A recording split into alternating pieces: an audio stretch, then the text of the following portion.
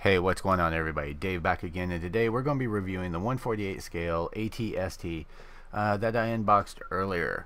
Now, I don't know if you guys will notice or not, I did change some things around. I got a new stand for the microphone, and so it is not attached to the camera stand. So that means you guys should never hear any more clicking. So I'm changing around my setup a little bit.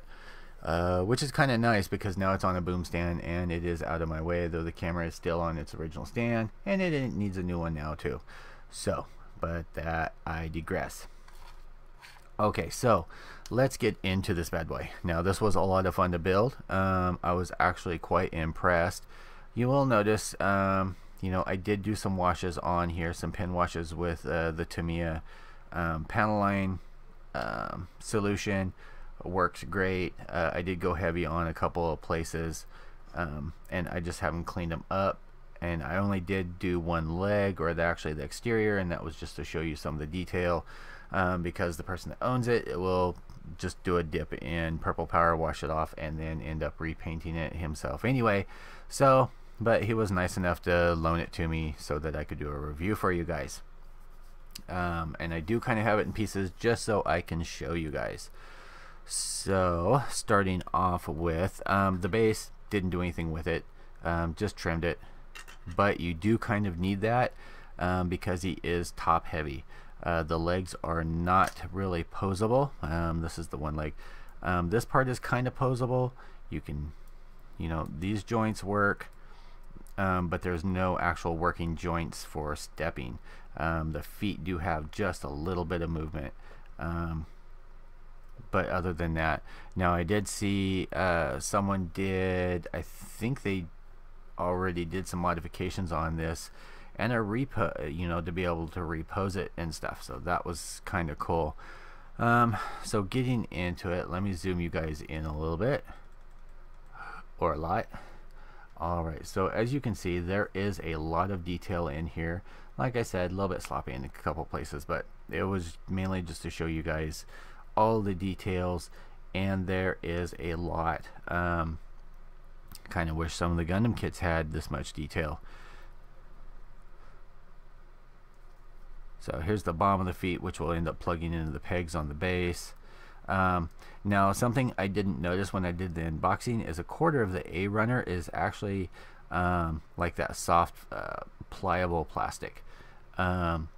So like this is, though I'm not sure why this is when it's not posable, so that kind of struck me odd. But so yeah, so you can see all the details that are in there.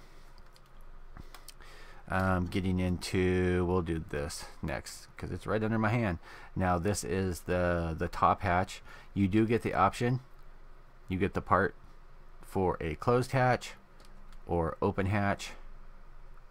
You can see all the details on there. This is done in a lot of layers, and it's really nice that they did so. This is one of those pieces that are in that flexible plastic here. And we'll set that to the side. Let's do this little guy. Now, I did a super heavy like slop wash on here. Mainly because he just looked like that. You guys couldn't see any details, so not too bad. Still doesn't quite look like Chewie to me, and to be honest, I'm gonna pop one of these guys out. To be honest, I think they could have done a lot better job. I mean, look at those arms. I think they could have done a lot better job on the pilot figures and also on like Chewie.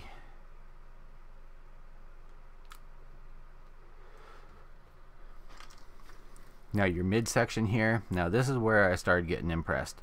Not only do you have all this grill section, we'll do it right about there. You have all these rivets. You have where the legs go right here. You have all of these, which is in layers. You have all these hoses, and they're in that flexible plastic, so they actually plug in and go to different places on there.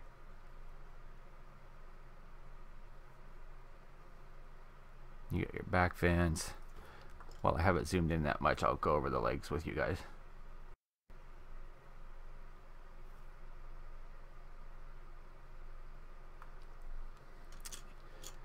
Alright, so going into this section, this is the cabin.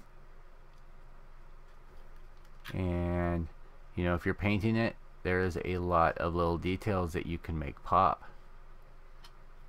Much less if you wanted to be brave enough and actually light it.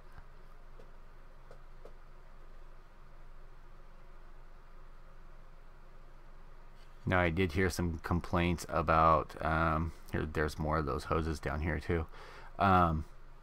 You know how some people were kind of disappointed with, what is it, the TIE Fighter, I think they did, and the X-Wing. This, I don't think anybody will have any complaints about. I see people getting multiples of these just to be able to do a whole flock of them. Now here's your gun right here, or the one-sided guns. I think that's a harpoon if I remember correctly. And you got a set of guns over here. Now, one of the cool things is on the hatches here, you do get the option of parts to be able to have the hatches closed or the hatches open. Or you can just draw a smiley face on there and have them all kind of Alright, so let me pop back out. Let's throw this guy together. Now, I left the top off so that you guys could see that. Now, the way that these end up going, you can see there's a key right here. And they actually have it set up where you can either have it keyed in one, or, and it would help if I put it on the right side. You can put it in one of two positions, I believe. I believe that's what the keys are for.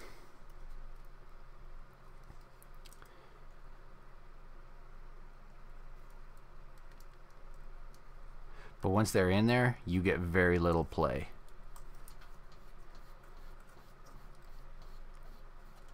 So yeah, you can see it's not going to hold like that. So I'm just going to pop it on the base here, which seems to hold it very well.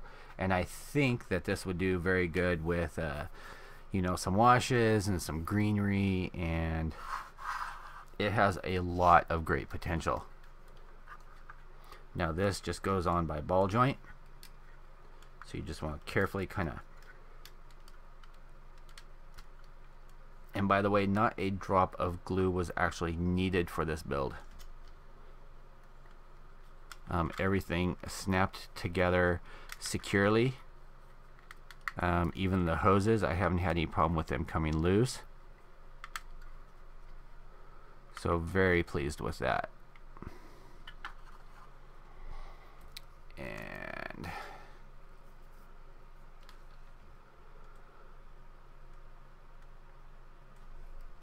all right, so you can put this guy on there if you want it.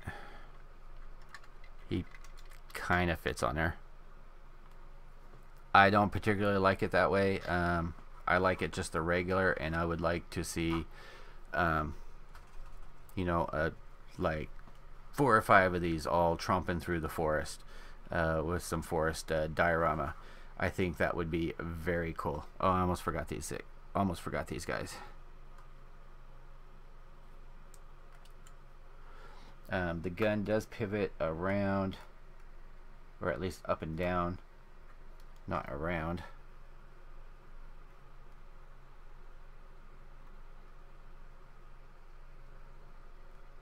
But there you go. So that is the build and review of the 1/48 scale AT-ST by Bandai. This is a definite pickup in my book.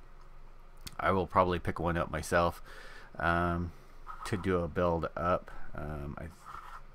You know, it's stable, it's very nice, and it does have, I don't have it out here, It does have these clips that will go up underneath here so that you can attach multiple bases to this and expand on it. I see a lot of Star Wars fans and modelers breaking this guy open using like I've got back here a lot of the AK washes and pigments and stuff, and just weathering the hell out of these and making some great forest scenes and stuff. And I really like it.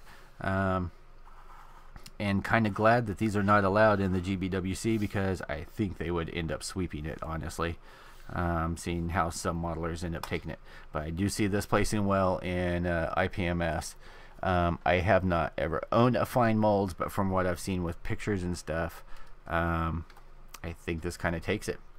Alright guys, so thanks for sticking with me. I wanted to keep it short and sweet. This is a definite pickup, especially for the price. They're cheap enough.